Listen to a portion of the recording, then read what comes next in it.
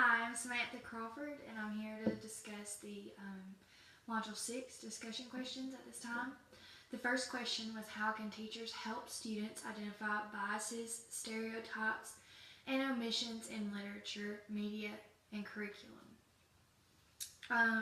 First, I think the way teachers can help their students identify these biases is just inform your students. Um, I think as teachers, we need to teach our students more about different cultures, and especially those that are personally relevant to our students in our class. By that I mean, so if there's different cultures within our classroom, if we have a diverse classroom, then we could start with those cultures or cultures within the community and go from there. And I also think that's important for us to teach them a different viewpoint. Where I grew up with only Caucasian people, just in the country, and honestly, I didn't have a whole lot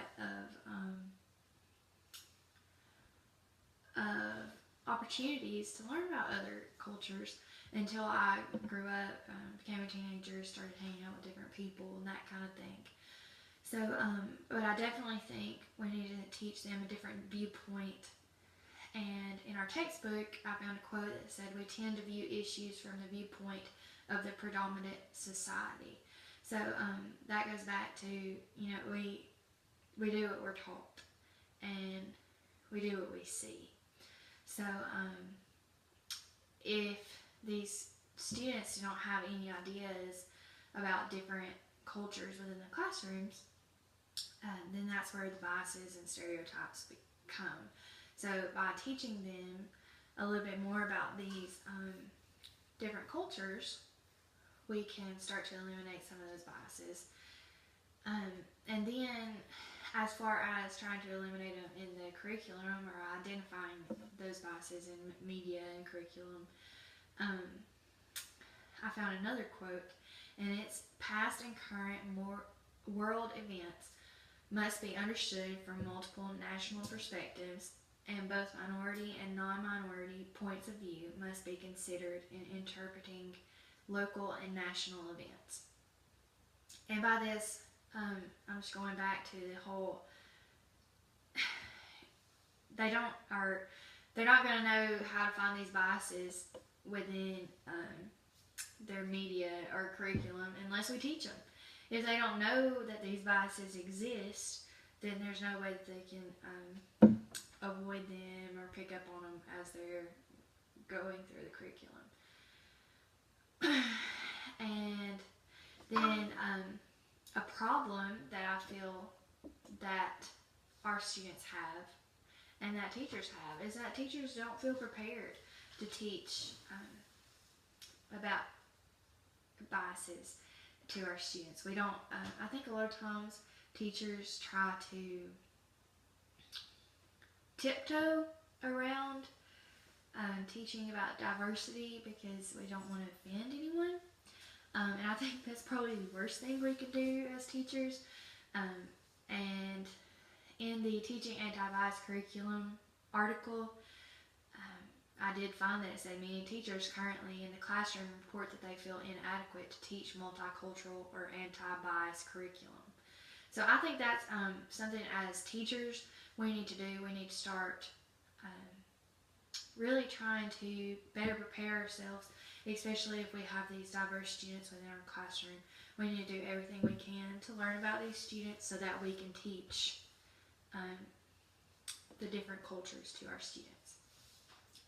And then for question 2, why is fair-minded critical thinking necessary in multicultural teaching? The first thing that I saw was, we, just like I said before, we know what we see and what we're taught and how we grew up. And it goes back to that. If you don't understand other cultures, then you're going to have a hard time teaching that multicultural aspects.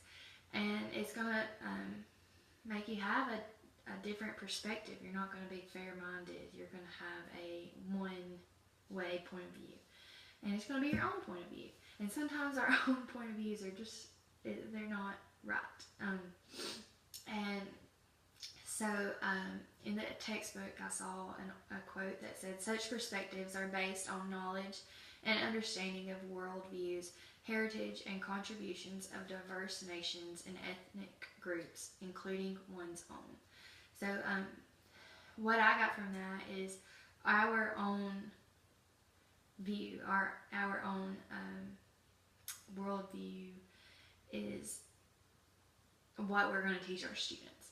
So therefore, if we as teachers can learn more about different cultures and about especially our diverse students within our own classroom, we'll be more fair-minded and be more critical thinkers about how we should teach our students.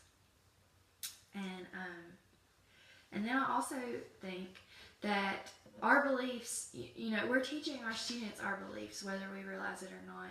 And especially if you teach younger kids, they think that you hung the moon. So everything you do, your students are watching.